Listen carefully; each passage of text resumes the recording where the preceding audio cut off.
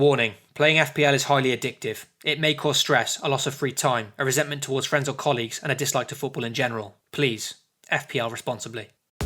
Hey guys, and welcome back to the Fixture Watch, the series that uses the official FPL fixture difficulty ratings to determine which teams have a good or bad run of fixtures over the next 5 game weeks.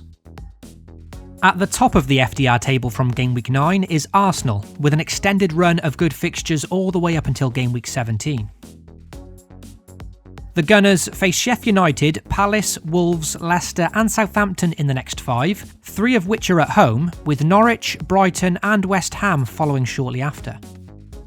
At a premium 11 million, Aubameyang still seems to be the only safe pick. But at completely the other end of the scale, Saka does look an interesting one, as he started the last 2 games and comes in at a bargain 4.5. And to find a player starting for a side like Arsenal at such a low price is a rare opportunity. However, the big question mark over both of these players is the imminent return of Alexandre Lacazette and how that could affect each of them. With the Frenchman soon returning to fitness, could that mean Saka losing his starting place? And could it also see Aubameyang moving back out wide? Something to consider. As for Lacazette, he himself is only owned by 1% of FPL managers. Therefore, he could end up proving a handy differential should he return to fitness soon, especially with Arsenal's nice run of upcoming fixtures. In recent years, the Gunners aren't a side that we look to for clean sheets, but it's worth pointing out that in all competitions they have managed to keep 3 in their last 4 games. So a hint of improvement there, and they now have the likes of Bellerin, Tierney and Holding all making their way back into the team. In their next 2 game weeks, they face Sheffield United and Crystal Palace, and despite looking good fixtures on paper, both teams have been reasonably solid defensively. So perhaps it's these games where Arsenal defenders have a chance to shine over their attacking assets. The next team with excellent upcoming fixtures is Leicester City, and much like Arsenal, it's the longevity of their nice run now that makes their players even more appealing to own. According to FDR, in the next 9 game weeks, Leicester have 8 games with a difficulty rating of 2. This means if you are keen to invest in a Leicester player, I would urge you to remain patient with them when you do, because over the next 9 game weeks they should return some decent points and be good set and forget options until game week 18. In terms of going forward, it's Vardy and Maddison who look to be their best options from an FPL perspective, whilst Tielemans for a bit cheaper is the third option that we know is also rotation proof in this team. If I had to take one, then Vardy is my preferred option, but of course he's not as easy to afford at 9 million, so Maddison for me is the next best choice and does offer excellent value. What's really impressed me with Leicester this season though is their very solid defensive form, only conceding 7 goals in 8 games despite playing Chelsea, United, Spurs and Liverpool already this season. So with a long run of good fixtures coming up now, you can take your pick from their defence with options fit for any budget.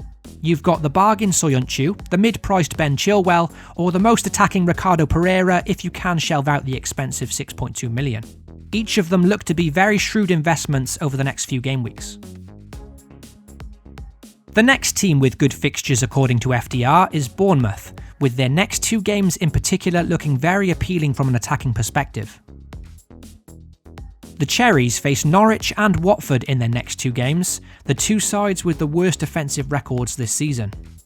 In the opening 8 game weeks, Norwich have conceded 21 goals, whilst Watford have conceded 20. So although nothing is guaranteed in the Premier League, statistically you'd have to say Bournemouth attacking assets look a good bet for the next few game weeks. With attacking returns in all but 1 of the game weeks so far this season, Callum Wilson looks to be a very tempting option to own for this run, and could provide a good alternative captain choice with just 12.5% ownership.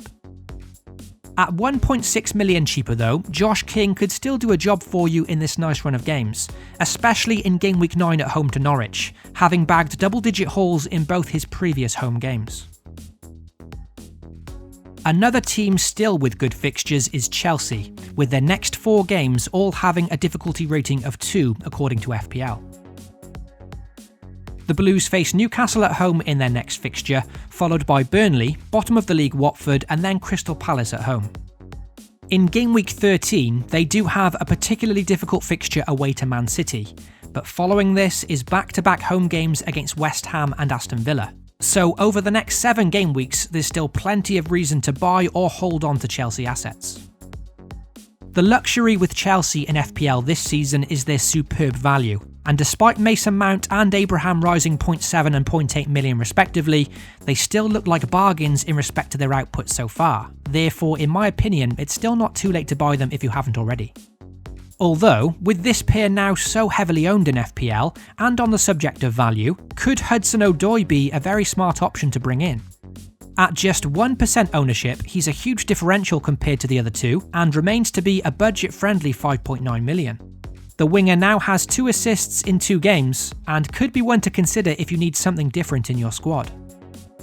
With just 1 clean sheet to their name so far this season, defensively they're not yet a team I'm fully convinced with. However, Newcastle at home in Game Week 9 does look to be the ideal fixture to double their clean sheet tally.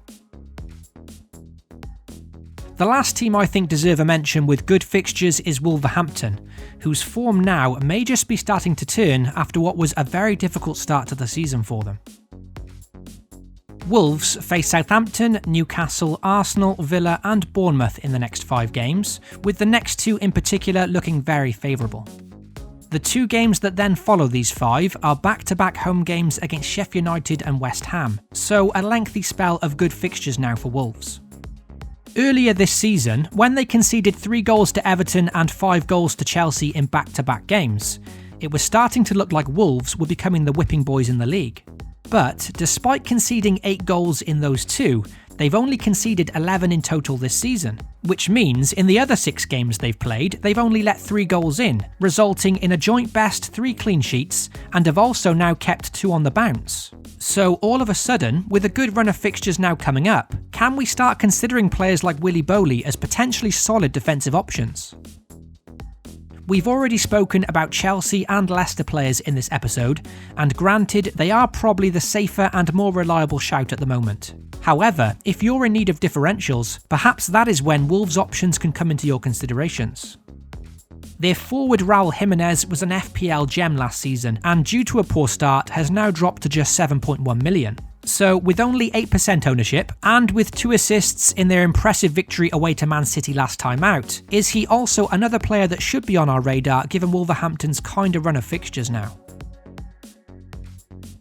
So let's now look towards the bottom of the FDR table and see which teams have a much harder run of games. And if you find the Fixture Watch helpful, be sure to drop a like on the video and get subscribed to FPL TV. You can also hit the notification bell so you never miss an FPL upload. Sitting at the very bottom of this week's FDR table is Crystal Palace, who in the next 5 game weeks have an extremely torrid run on paper. The Eagles face Man City, Arsenal, Leicester, Chelsea and then Liverpool in the next 5 game weeks.